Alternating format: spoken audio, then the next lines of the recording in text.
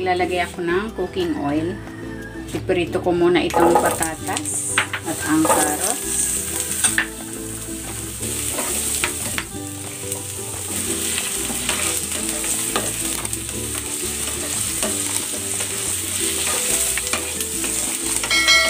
Ayan, okay na ito. Hahanguin ko muna. Nagigisa na ako ng bawang.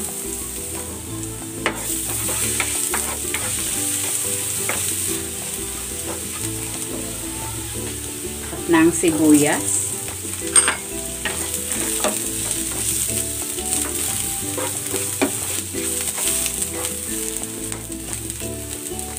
Igigisa ko na dito itong chicken. Ito ay binabad ko na sa asin at paminta.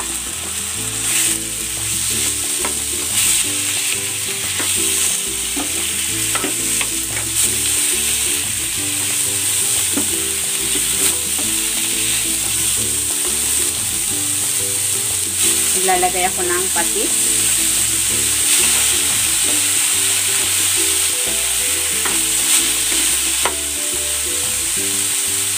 At ilalagay ko na dito ito yung sabaw ng apple tidbits.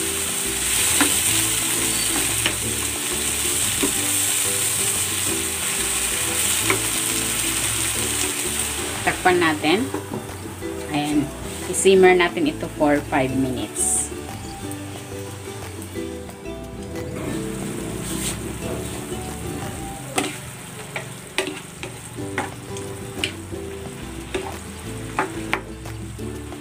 Ilalagay ko na dito yung patatas at carrots.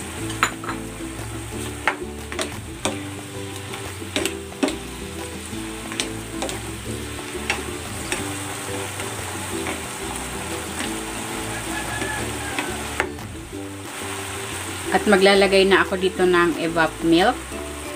Pwede kayong gumamit ng coconut milk instead na evap.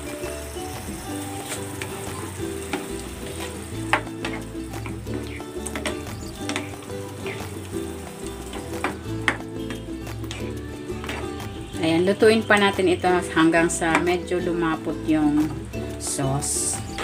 Titimplahan ko ito ng asin. At ng paminta.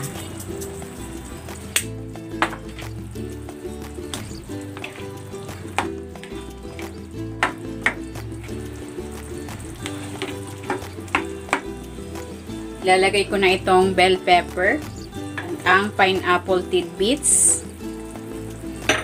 Ayan, may kahalong pineapple chunks yan. May natira pa kasi ako ng huling luto ko. Sinama ko na lang dyan.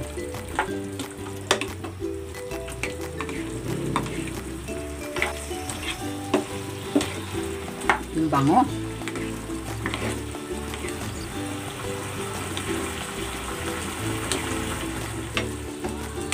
Ayan, luto na itong ating pininyahang manok. Hahanguin ko na ito.